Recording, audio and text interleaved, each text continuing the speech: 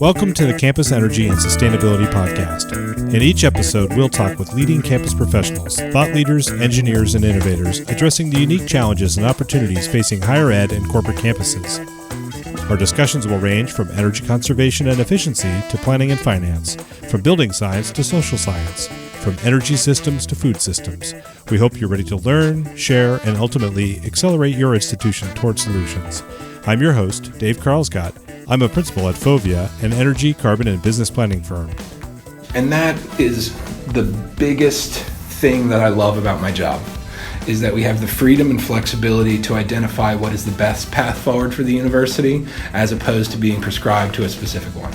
We've reduced our greenhouse gas emissions by about 19% since 2009, despite very extensive growth, and a lot of that has been attributable to energy efficiency through Delta Force.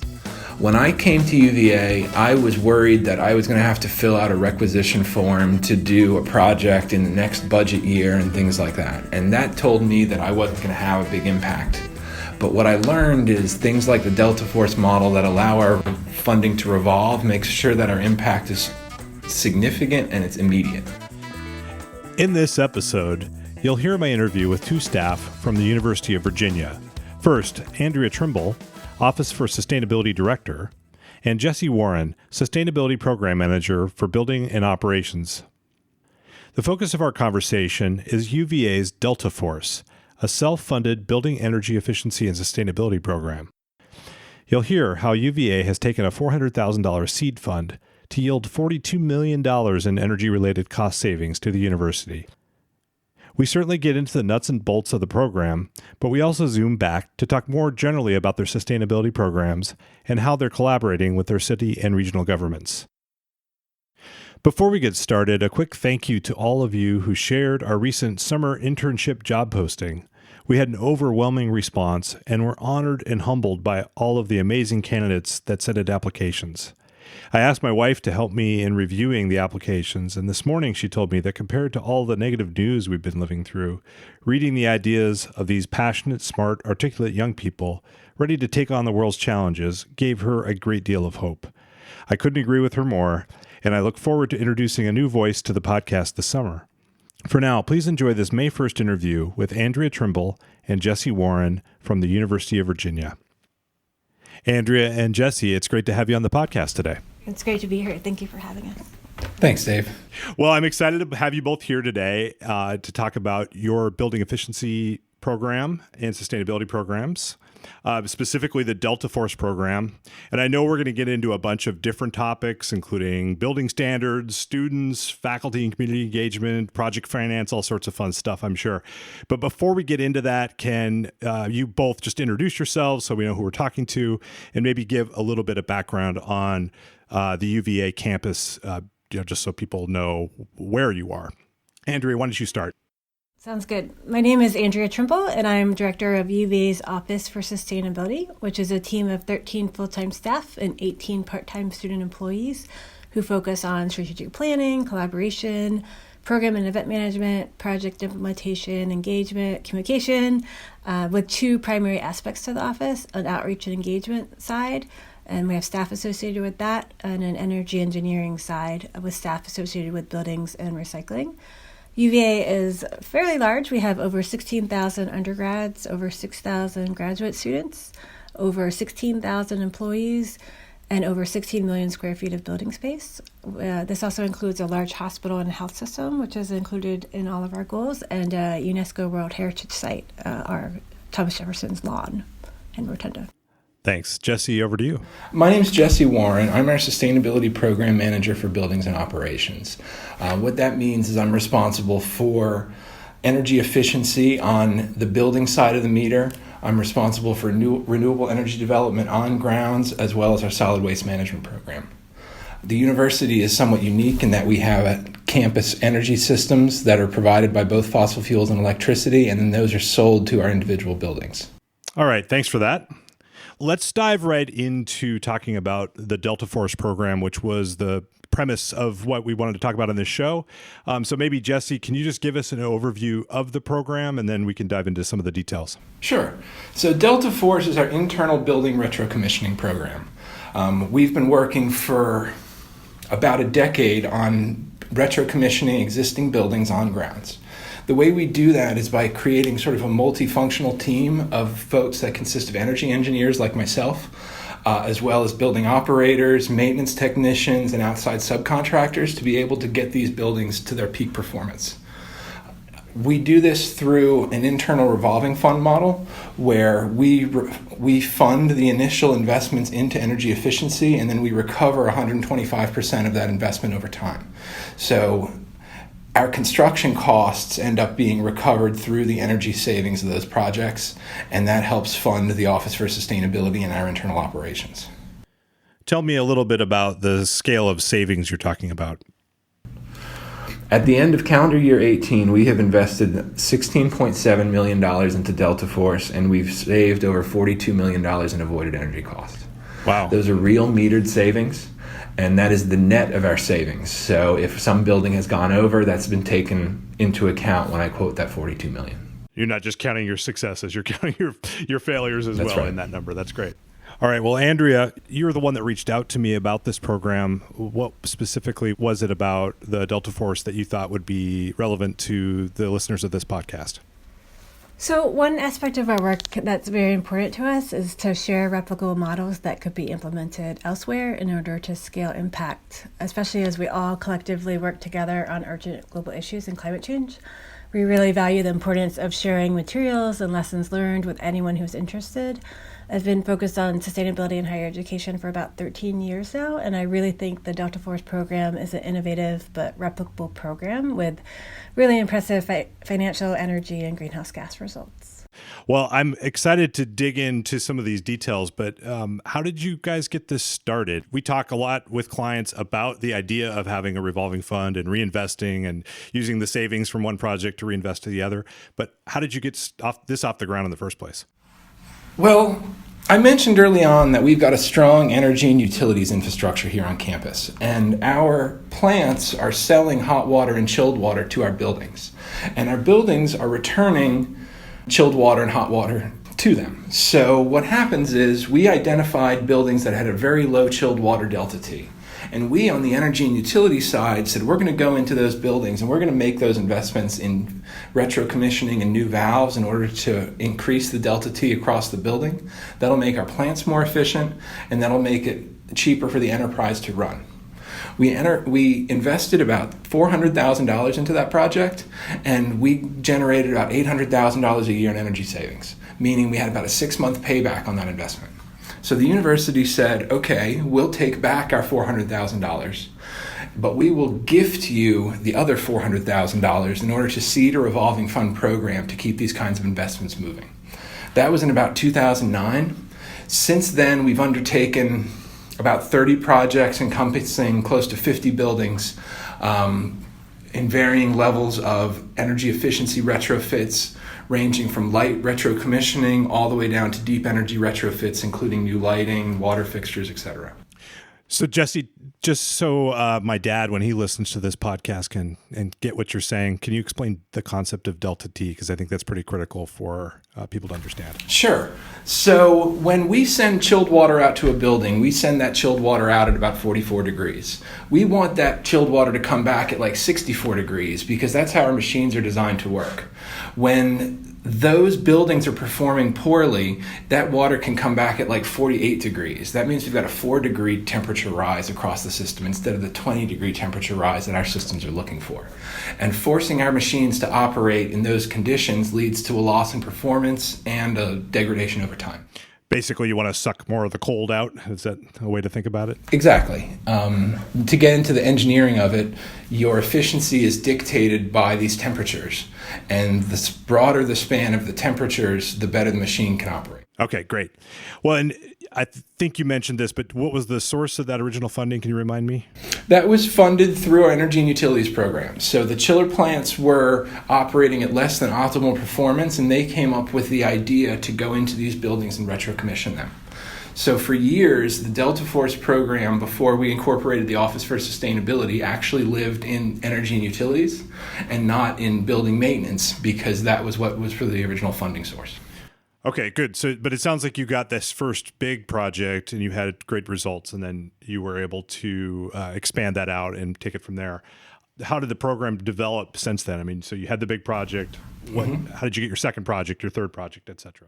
So once we had a track record of success, it was really a matter of identifying those big energy-consuming buildings and then putting in place the pieces that we needed to retro-commission them. When I say retro-commission, I'm talking about bringing all the systems back to the level of performance that they had when they were originally designed.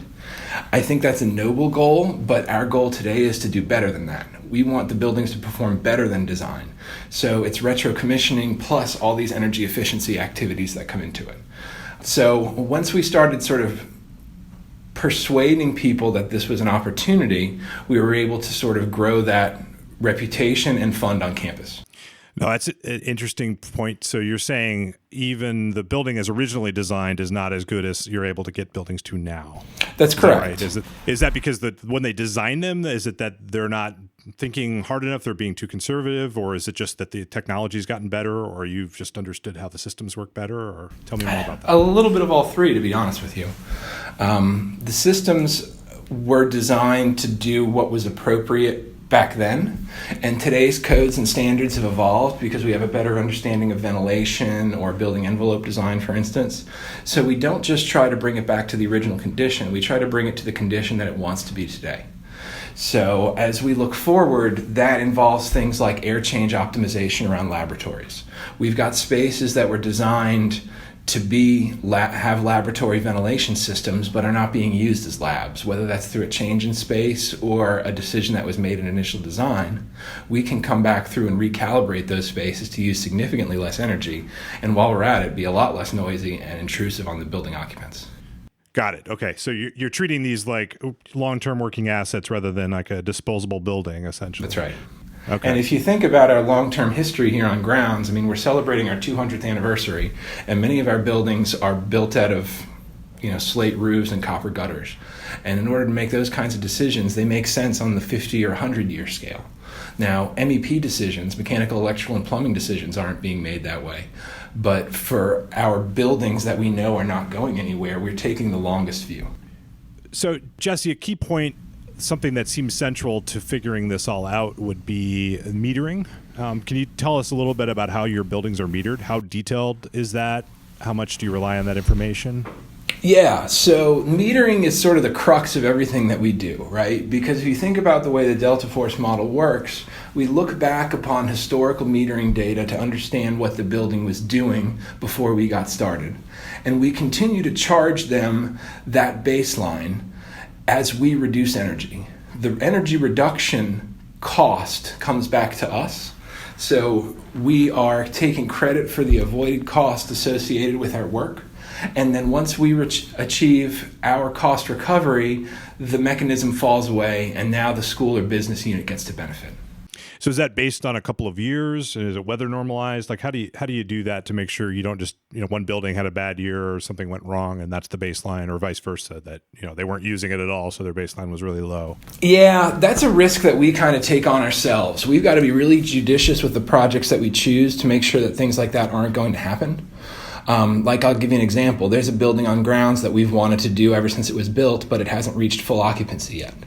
So for our model, once the occupancy increases by 25% with that final build out, that's when we really have an opportunity to come in and manage energy. For better or for worse, our model doesn't work when the building is partially occupied or is in a state of transition. Yeah. Do you have other mechanisms to get at things like that, or is that's not within the scope of what your Delta Force program is trying to deal with? Well, we're working on them. We've got a couple of different ideas on how to manage that, but Delta Force is sort of the primary vehicle. We've considered, and Andrea, feel free to chime in if you think I'm out of line here, but we have considered something more like a green revolving fund that would negotiate these payments instead of relying on actual building metering to generate the savings. By doing that, we would decouple some of the risk associated with what you're talking about, be it weather or increased occupancy, but still showing the avoided cost against the calculated baseline. Got it. But right now you're using meters and that's the kind of a reliable way of getting at it. And it remains really important to us even today because that's the level in which we interact with the customer's utility bills. we're going to set the customer's utility bills to that baseline, and we're going to repeat that year over year until we get to our cost recovery. That can be anywhere from 2 years on a spectacular project to 4, 6, 8 on a more typical one. No, that makes total sense. But I hate to dwell on this too much, but I just know how much blood, sweat, and tears I've put into trying to get at some of these questions, just from a consulting perspective, not necessarily trying to manage it directly. But I find that in most cases, the building meter data that I see at universities is pretty rough. Yep. Did you guys spend quite a few years just getting your numbers and processes and tool sets figured out first, or has that kind of happened along the way as you've added buildings and you just didn't do it for the few buildings you were focused on? Or talk to me about how that process laid out. We don't need to get into the nitty gritty of exactly how you did it, but just right.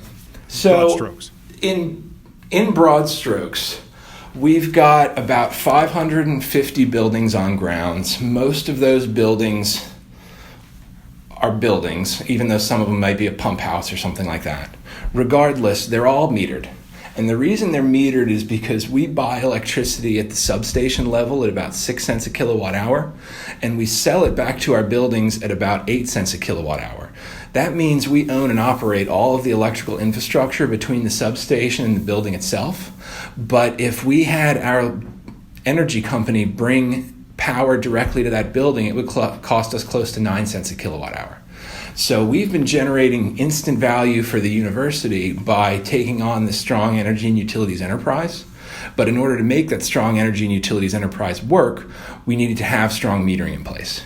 So we've had a metering and billing group who's been focused on this for years, and that gave us the opportunity to interfere with that process with Delta Force.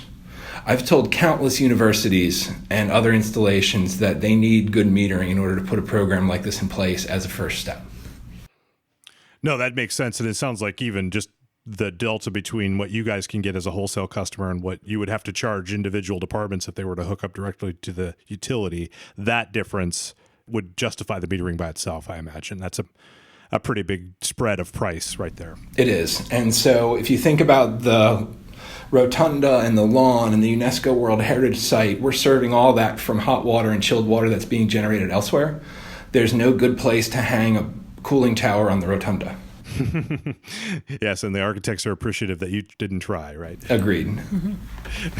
Excellent. Okay, no, that I appreciate that. That is maybe a little bit of secret sauce that I think others can learn from. So, okay, well, you mentioned that you've got slate roofs and some 200-year-old buildings and things like that. How much of this work are you doing in-house versus outsourcing? Because it seems like there's some pretty specialized skill sets involved there. Yeah, so we operate on sort of a zone maintenance perspective. So we've got about 10 maintenance zones who are responsible for the boots on the ground work in most of these buildings. And then we've got specialty shops. Those specialty shops consist of things like building automation or fire alarm, and we can deploy those resources from a central location. What we have done is we have worked with our local maintenance zones to identify what their capacity is. So for some zones, we can do a lot of electrical work, and we want to do all of that with them because they take the most pride in the work that they've done because they're the ones who have to go back and maintain it over time. If you think about my LED lighting change out, we want the maintenance zones to be engaged in that because they're the ones who are ultimately going to benefit from the reduced maintenance associated with LEDs, so they should know how to service and work on them. And by installing them, they can get there. We also focus on our central shops for things like building automation. So in order to achieve the work that Delta Force has set forth, we have created this building optimization team. Now, I don't want to take credit for this. This lives over in automation services because they've done a great job coming up with a team of cross-functional HVAC mechanics, pipe fitters, electricians, and controls technicians who can strip the pneumatic controls off an existing building and reinstall digital while the customer is none the wiser. That is how we perform most of our work, working with local maintenance zones or with our building optimization team to actually deploy these things. But when we need surge or swing capacity, we'll go out to outside vendors as well. So for instance, we recently did some lighting projects in residence halls, and those needed to be done in a very short time frame. And so our maintenance folks were already busy doing other maintenance work during those shutdowns. So we'll bring in outside subcontractors to do relamping, electrical work, even mechanical work if it's appropriate. But I would say our guiding focus is if we're going to be doing something in the longest term, we need to think about how we staff up to do it. If it's something that we're going to do temporarily or that's not part of our core business, we look at how we shop it out. Okay, yeah, that makes sense. That seems like a reasonable way to make that determination. Stepping back, though, is something you just said, something we get a lot of pushback on when we talk to clients about this concept of a long-range efficiency program is the actual, getting people out of the buildings and the whole mechanics of it. I mean, it's one thing to look at it on a spreadsheet. It's quite another to really think about how many buildings you're going to disrupt. But based on what you just said, it sounds like you can do this work without getting people out of the buildings. Tell me more about that. Yeah, so for the most part, we can service these buildings while they're occupied. And a great example of that is Clark Hall.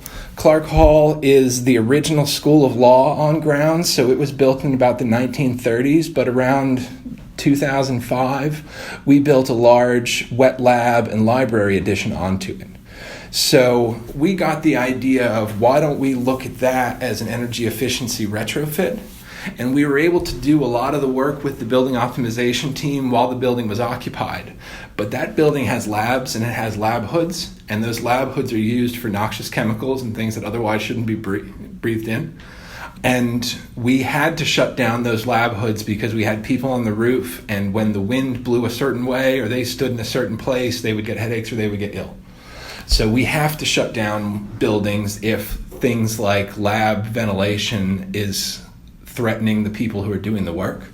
But under normal circumstances, they can do things like hot wire the return air temperature sensor so that you can run off that so that they can do the work they need to program their controllers in time. Got it. So yeah, major renovations, you are still moving people out of at least portions of the building. But for some of those things that you're doing again and again and again as you work your way through, work of technology through the buildings, right, you're able to do it in segments. That makes sense. So if we have, for instance, a 2-week shutdown, that might require 4 months of coordination to get all the pieces and parts in place, get the researchers out of their space so that we can shut the building down to do what we need to do temporarily.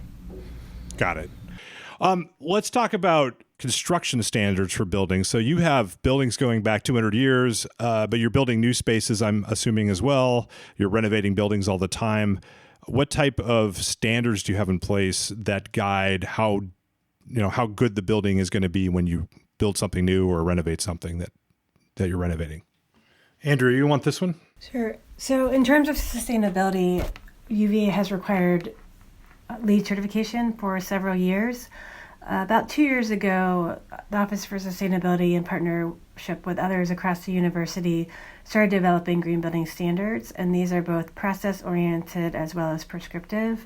The idea behind the standards was twofold, really. One, that we go beyond the minimum requirements of LEED to put in place minimum UVA requirements for new construction and major renovations, but then also to enable a process that is collaborative and gets the UVA owner, the various constituents, stakeholders on the UVA side, all on the same page as to what the project's goals should be and match against those. So for example, similar to some other green building standards at other universities, we have requirements for integrated design, setting goals early in the project, and then matching to those goals through energy modeling and life cycle costing at each phase of design. We also put in place a minimum EUI, energy use intensity EUI target for the building. So the way that we do this, instead of setting a requirement that's a percentage below ASHRAE, we set a requirement that's 25% below a baseline that we determine. So the way that we determine that baseline is we take buildings of like type at UVA, look at their meter performance, and then cut 25% off of that as the minimum target for new construction. And those went into place about a year ago. So we're starting to get some good feedback and some good metrics as to what's working well on that. And soon we'll have buildings constructed and in operation so we can measure the success of this different sort of energy target. Yeah, is that because you have I mean, it sounds like you have a lot of great information on your building, so you're able to do that. I think people default to ASHRAE or something just as a standard. But is that part of why, or you've been able to do that? That's part of why. So having the good meter data for all these buildings, we were finding that because we're able to get much more specific on the building, the mix of building types within a particular building when we do that. So we are hoping that, and we think we will get much better predictions of energy consumption. Great. Yeah, no, that's, and you can think about things like how does this deal with our district energy system versus just kind of a standalone building like you might run into in a ASHRAE standard. Okay. Right. Interesting. All right. Well, one other silly question I have is what's the where did the name come from? You have called this the Delta Force. Sounds like, I know you guys aren't too far from a lot of military installations, but I don't think, maybe where does the name come from? So Delta T. So yeah, that's a good question. I don't have the answer to that. I came from sustainability consulting around military installations before I came to UVA, so I'm pretty familiar with the term. Here, I think it started with the idea that we were chasing Delta T, right? But over time, I think it's become we're capturing the delta in your utility bills. So if we can reduce your energy expense by 25%, well, that 25% comes back to us until we've recovered our investment. So in other words, we capture the delta up until we're complete. So we have not yet decided which of those two stories is true. I've heard both. Yeah, whatever one polls the best, I guess, right? Depending on who you're talking to at the moment. Perhaps it'll run for president as well. But great. Okay, well, maybe let's switch out of the technical a little bit. This program sounds amazing, and I think would be envied by many listening to this podcast that are trying to get something similar set up at their own institution. But at some point, you had to get people to buy off on this, and I do this for a living. But getting non-technical people to get excited about things like Delta T is not always the easiest thing to do. But somehow you guys have pulled this off. Can you tell me a little bit about how you got your administration on board? I have experience getting customers on board, and I came into the program after it already existed. What I can tell you is we have a track record of success, and continuing that track record of success is in everybody's best interest. But for us, I think it came down to having one sort of big win that we could then parlay into other wins. So if you think about that project that we did over at MR4, where we identified $400,000 worth of improvements that saved $800,000 a year, I would suggest finding something like that, funding it, and then figuring out how to get that funding to not return to the initial pocket. That's been a lot of the conversation we have is, can you fund something out of one pocket and then have it roll back into something different like a revolving fund? And if you've got a quick win like that where you can show the return on investment with doing so, I think you've got a strong case. Interesting. Okay. Yeah. I mean, that having that kind of return, I guess, happening within one budget cycle, something like that, is that key? Or something on the 2-year, 3-year range. I talked about Clark Hall. Now, Clark Hall is a big project for us. We invested nearly $2 million in that between the Delta Force investment and the university's investment. But we managed to cut the building utility costs from $1.2 million a year to about $450,000 a year, saving 67% and about $750,000 a year. So the projects don't have to be small to be a quick win. That was a long win for us, but it was a huge one. Right. Okay, no, that makes sense. But it also sounds like you had the data, the metering data, and that information, and you're charging customers. Is that a prerequisite to doing a program like this, do you think? I think the money has to come from somewhere. So I like the idea of holding that baseline and continuing to fund it as if that was real energy expense, because from the customer's perspective, it would have been. I think a lot of the value that we bring is that we bring sort of a comprehensive project management solution. Right? We come in, we say, you don't have to do anything. You just have to agree to the things that we propose. And for the most part, facilities management can come in and perform the work. That's not to say people don't participate and we don't We do actively bring occupants into the work that we're doing, but if they so choose, we can perform that project transparently. Got it. They can choose to think about it just as, okay, you're going to make my bill go down and basically not get in my way, or they can be collaborative and work with you. So like at Clark Hall, for instance, we really focused on occupant engagement. We wanted to know what the occupants desired out of the project, and we also created materials like pledge boards and signage to explain what we'd done so that people could use that project to actively catalyze their behavior when they're within the building.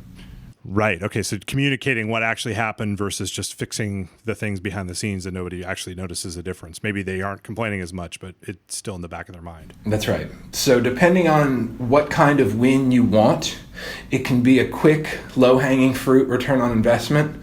We have advanced far enough that we're really focused on comprehensive building solutions that look at everything from building envelope to building occupants. And how can we provide the best for our students and faculty? Yeah, how has that transition been, going from those quick wins to those deeper retrofits? Because I imagine you have different motivations, you have different. I mean, it's probably a lot of fun for you personally, Jesse. I would imagine, right? Because that's what everybody wants to get to, rather than just another lighting retrofit. I mean, not that we don't want to do those, but like, what is that? Just how does that feel different? Maybe is a way I could ask that question. Well. Let me look at it from the other end. You know, for everything that we fund, we've got to pay for, right? So we have an account, and that account is allowed to go up to negative $1 million because the university understands that we're going to be spending money before we get it back, right? Mm-hmm. So we started out with some money. We have now operated in a deficit, and that's okay with the university to operate in a deficit because that's how we get to those bigger projects. When we start to bank money into our account, that tells me we're not doing enough. We're not going deep enough. We're not getting as much energy savings as we could because we're not making as big investments as we can. So over the 10-year life of the program, we've seen two different swings where we started to sort of accumulate money and then realized that we could use that money to make deeper investments. So in the beginning, it was things like retro commissioning, and it was things like low wattage fluorescent lights. And then we started making enough money off that we said, you know, we can move over to LED lighting, and we can start doing things like whole building commissioning and controls replacements and upgrades, and that's what we do today.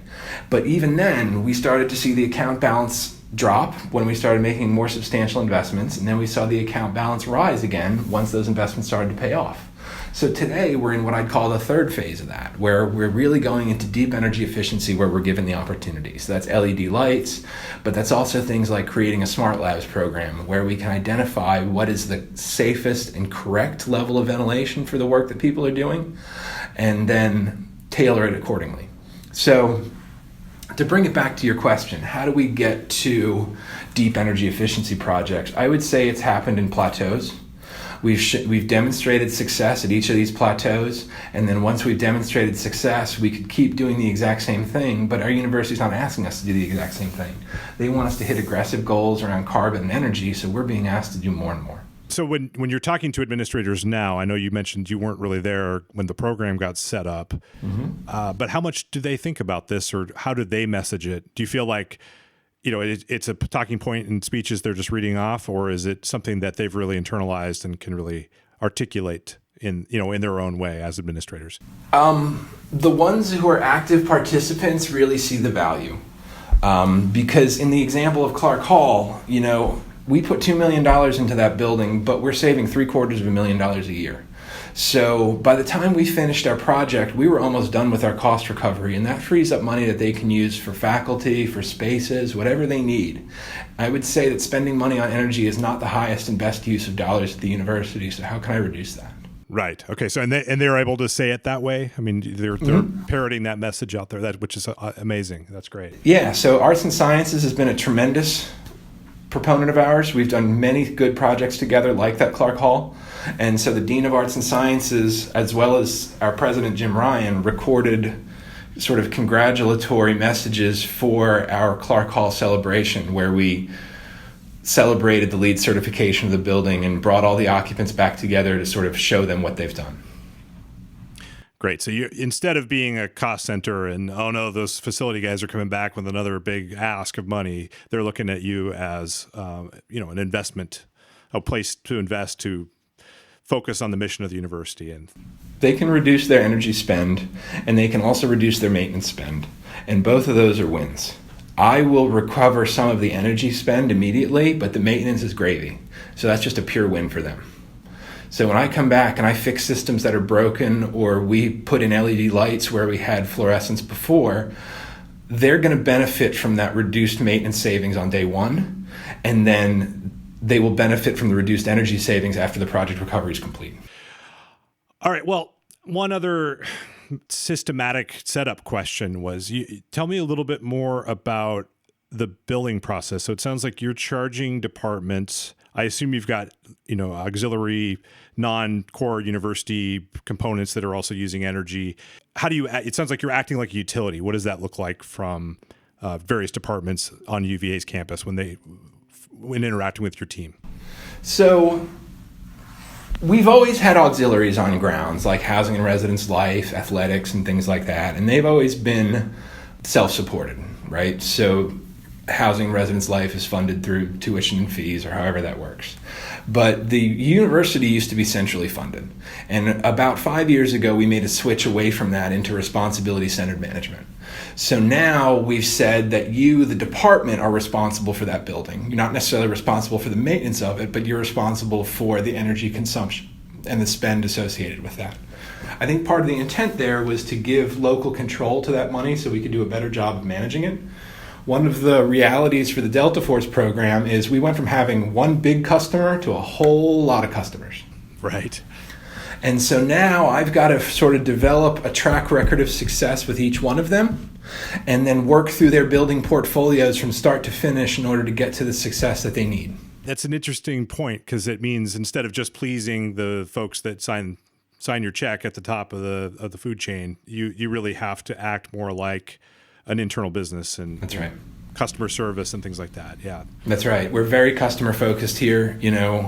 We all agree to work together, but in many ways, facilities management services could be replaced with services from the outside. So it's by far in our best interest to keep those customers pleased with what we do.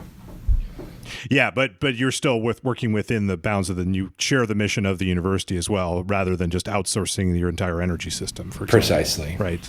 And that gives us opportunities to engage with folks outside the university. The University of Virginia Foundation is interested in our services. We may not be able to provide funding there, but if we can help our land holding arm make good decisions about energy and climate, that's in everyone's best interest. Interesting. Yeah. So you're not limited by a really narrow scope. You can expand that within what makes sense in the bigger picture of the university's goals. And that is the biggest thing that I love about my job, is that we have the freedom and flexibility to identify what is the best path forward for the university, as opposed to being prescribed to a specific one. No, I really like that point. I mean, as a small business owner and an entrepreneur, appreciate the ideas of people being motivated to do good work and, serve customers, and, the essence of sort of American capitalism from that perspective. But I recognize, it doesn't always give you the outcomes that you want. So it sounds like you have a really interesting hybrid for your job, where you're within, essentially a state agency, but operating like a business. That's right. But not in a way that you're just cutting costs to the nth degree. That's, I think, where it's been abused over, as privatization and some of those trends that have gone on over the last couple of decades. It's not that. It's something in between. I'm an energy engineer, and I've got 4 energy engineers on my team. I started out as one of those energy engineers and was eventually promoted over top of the group. For me, it's very important that we're out there making these kinds of improvements. And we have a professional reputation that we have to uphold. And that's what's been able to get us, I feel, into these spaces and these departments. If one customer sours on our work, I can guarantee you that many customers will sour. Got it. So you have people holding your feet to the fire, but you've got the passion and mission driving you to make sure that you do that, which is a really powerful mix. So that's great. Great. Yeah, Andrea, we've neglected you for a little while, but you're less in the day-to-day of the maintenance aspects of this, I assume. But from a sustainability perspective, how does that fit in? Right. So UVA's Board of Visitors set a greenhouse gas goal in 2011 and then followed it up with a reactive nitrogen goal in 2013. So UVA was the first university to set a nitrogen goal, and since then others have followed on, and UVA has been a partner in nitrogen planning. So those were sort of our two foundational goals. And then in 2016, we launched our first 5-year plan, which included 23 goals and over 100 actions. So as we track towards those goals, Delta Force plays a big role in those, particularly the greenhouse gas goal, the nitrogen goal, and we've also signed on to the Better Buildings Challenge goal to reduce energy use intensity by 2020, below 2010 levels by 20%. So we've seen significant strides, particularly on the greenhouse gas side. In progress, we've reduced our greenhouse gas emissions by about 19% since 2009, despite very extensive growth, and a lot of that has been attributable to energy efficiency through Delta Force. So the program is a really important part of achieving our quantitative goals. And then Jesse spoke a little bit about how we engage the individuals within the buildings. We also have strong engagement goals as part of the sustainability plan, and all that awareness building is part of our approach to sustainability. Yeah, and how does that all fit together? Just talk me through the organizational structure. Who's in charge of engagement? Is that part of the Delta Force program? Is sustainability over the Delta Force program, or the other way around? Or how do they fit together? Sure. Our Office for Sustainability has two sides, really. So we have about half the number of staff on each side. One side is focused on outreach, engagement, communications across the university, Pan University. So we have a manager over that group and a communications person, several outreach people, a Green Labs staff member. And then on Jesse's side, he has the energy engineers. The energy engineers work some on the outreach and engagement, but the dedicated programs are really on the outreach engagement side. So we have a green workplace program for staff, a green living program for housing, buildings, a Green Labs program for lab spaces, and there's slightly different approaches in terms of outreach and awareness on each of those types of individuals or building types. Great. And how is that funded? Or is it all one big bucket, or go ahead. There are essentially sort of three primary funding sources, I guess, that we're working with right now. One is Jesse described the revolving nature and savings from the Delta Force program, and that's what funds our engineering side. The outreach side is funded through a very small portion of the electricity rate. So Jesse mentioned the delta between what comes into the substation and what we charge the buildings. A small piece of that is Office for Sustainability, but a lot of that is other aspects of overhead type things. And then the third is when we launched our sustainability plan in 2016, we were allocated $3 million in central funding from the university for a university committee on sustainability to manage. So through that funding, we've been able to pilot a lot of projects across our approach of engage, steward, discover. So our engagement programs, our stewardship programs, which move us towards our quantitative goals, and then our discover programs, which are teaching and research and using the grounds as a learning tool. Okay, so you're getting a little bit of the money from some of the things that we've been talking about with the Delta Force program, but there's also central funding. And did that come later or beginning, or are they completely disconnected? Or They're pretty disconnected. So Delta Force is pretty much funding that side of the office, whereas the energy and utilities, essentially we report through operations and facilities, is funding the outreach, engagement, communication side of our office, including my position. And then the central funding came in 2016 through sort of our governance structure, which is our University Committee on Sustainability. And we work with them to allocate those funds to individual projects and initiatives that move us towards our goals. So Jesse, how does Andrea's team or the sustainability aspect of the university interact from your perspective? Yeah, so we all work as one big collaborative office. Many times we need things from the outreach, engagement, and communication side, and they need things from us too. Green Labs is sort of a perfect example of that, because neither of us would be successful in reducing the environmental impact of laboratories from an infrastructure and personal perspective if we can only work on one half of that. Got it. So you're not just working to save energy, you've got a little broader mission than that? I meet with a lot of people, and a lot of people have varying motivations for what it is that they do. I'm comfortable if they just want to save money, but other people have more aspirational goals. And that's where we have sort of a variety of customers across the university. Some people are interested in good indoor air quality and how do we manage climate as best we can. Others are interested in how do we squeeze a buck out of it. And once they've done that, hopefully we can lead them further down the path. Great. Yeah, fair enough. Andrea, I think my next question goes to you. This is fairly wide open, but thinking about just where you are, what's unique about your sustainability work in the context of Charlottesville? I think there are a few different things at play. I think in terms of our position within Virginia, we are sort of centrally located in Virginia, and while we're starting to see the increasing impacts of climate change and rainfall and heat and weather-related impacts, we don't have the imminent threat of sea level rise, but we do have a position as a university, a flagship university within the state, to understand the impacts on our state. So there's one of the ways that we translated that into action is we have a large environmental resilience institute that has one of the key components is coastal resilience. So we have been tailoring our sustainability programs to what's not just the need and the impacts in our immediate region, but also in the larger state.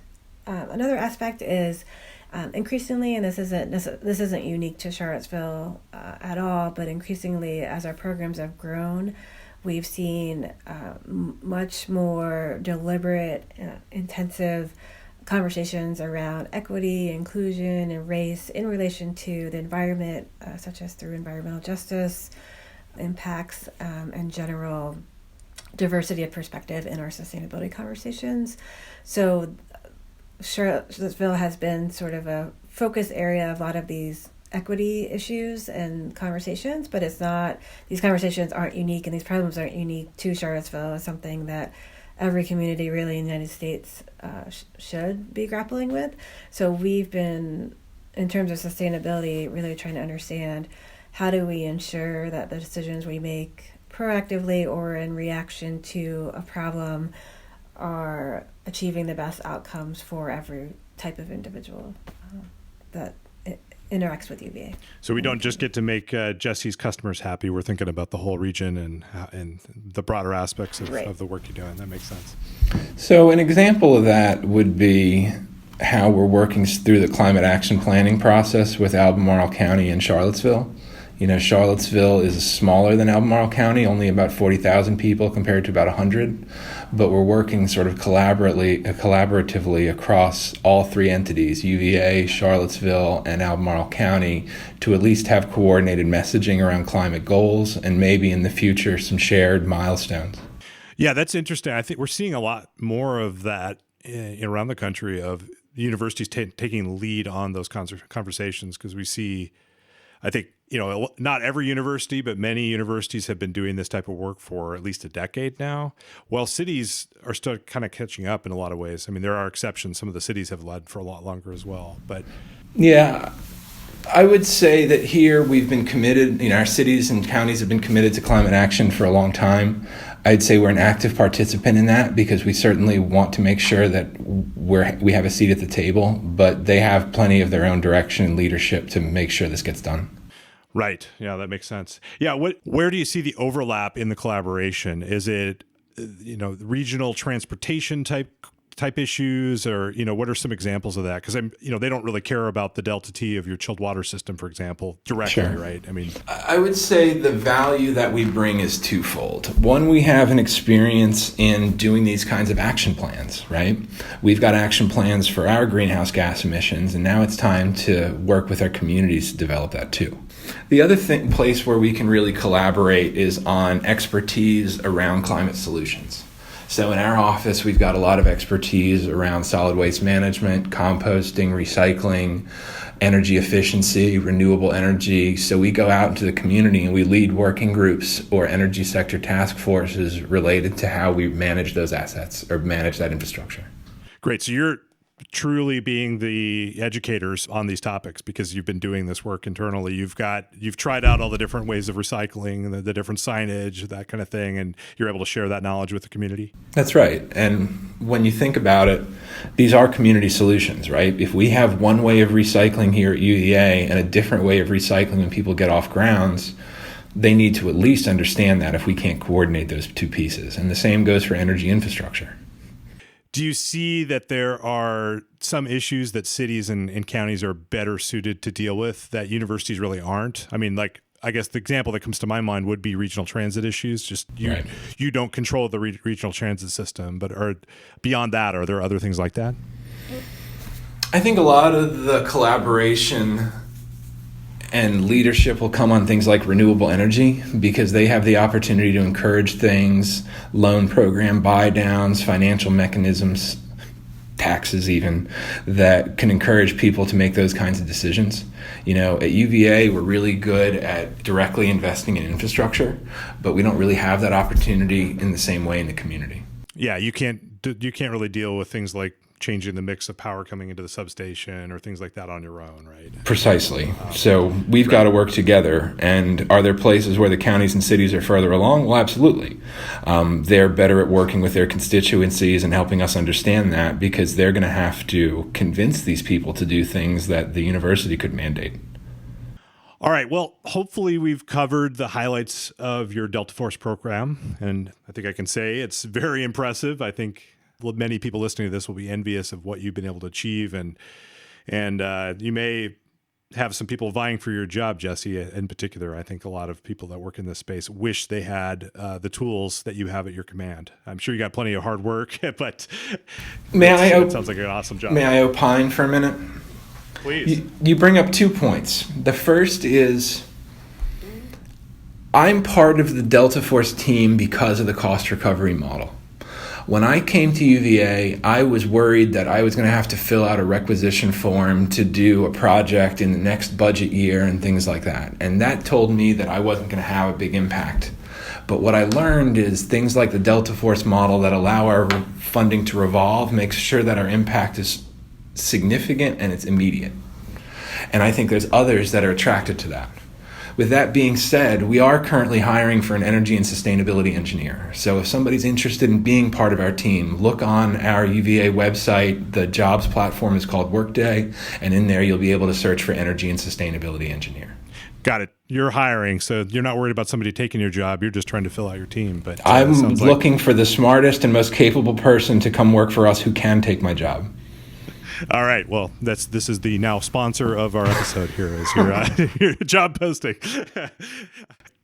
The other thing I was going to mention there, though, is that it sounds like also if there's an administrator out there that wants to set up a program like this, that is a key thing to attract folks like you that get to do this great work.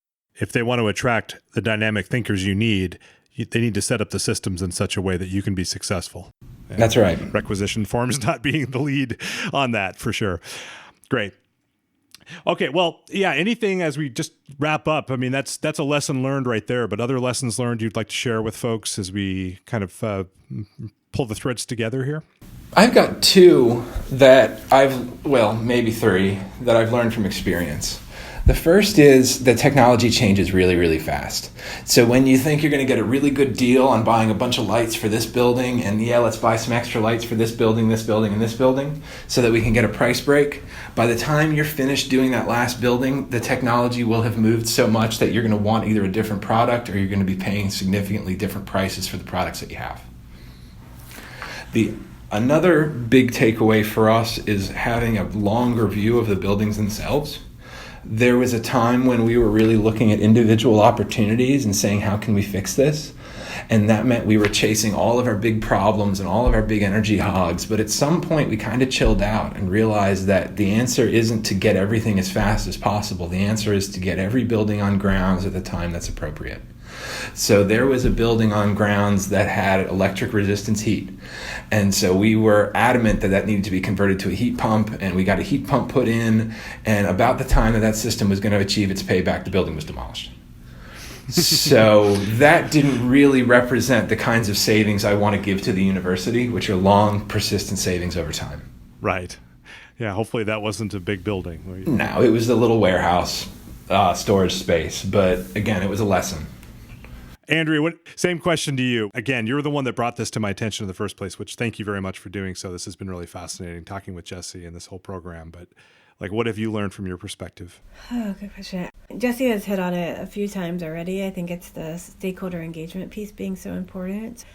We really focus on collaboration in our approaches, so I think it's really important that everyone who is involved in the project gets the proper recognition. And then I also think that it's important that the occupants understand the impact that the project has and how they can continue to help achieve ongoing savings through day-to-day conservation.